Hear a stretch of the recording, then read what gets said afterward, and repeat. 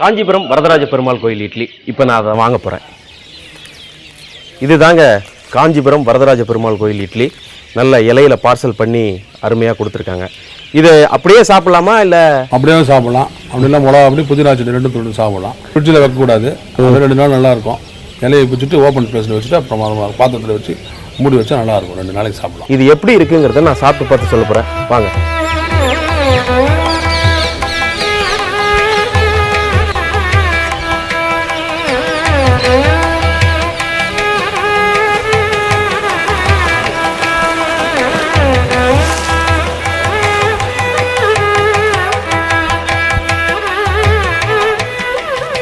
பிரசாத் இட்லியே வாங்கிட்டு வந்தாச்சு. இப்போ நான் டேஸ்ட் பார்க்க போகிறேன். பார்த்துக்கலாமா?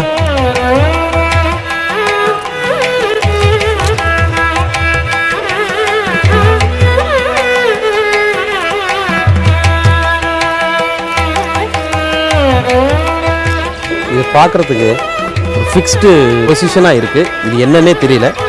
இதை நம்ம இந்த நூலால் முதல்ல ஒரு சின்ன பீஸ் கட் பண்ணலாம்.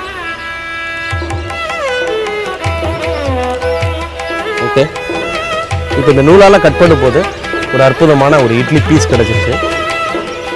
ஸ்மெல்லு ரொம்ப நல்லா இருக்குது. இதை நான் சாப்பிட்டு பார்க்க போகிறேன்.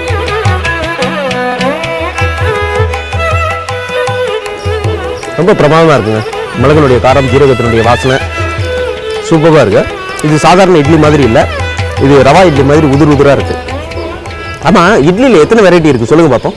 சாம்பார் இட்லி, மோர் இட்லி, தயிர் இட்லி, ரச இட்லி, ரவை இட்லி, குஸ்பு இட்லி கூட பார்த்துருக்கேன். அட, நான் அதை சொல்லலைங்க. ஓட்ஸ் இட்லி, ராகி இட்லி, கோதுமை இட்லி, ரவா இட்லின்னு விதவிதமாக செய்கிறாங்களா, அதை சொல்கிறேன். சுருக்கமாக சொல்லணும்னா இட்லிங்கிறது ஆவியில் இட்டு அவிக்கிறது அப்படிங்கிற டெக்னிக் தெரிஞ்சோடனே மக்கள் விதவிதமான இட்லிகள் செய்ய பழகிட்டாங்க.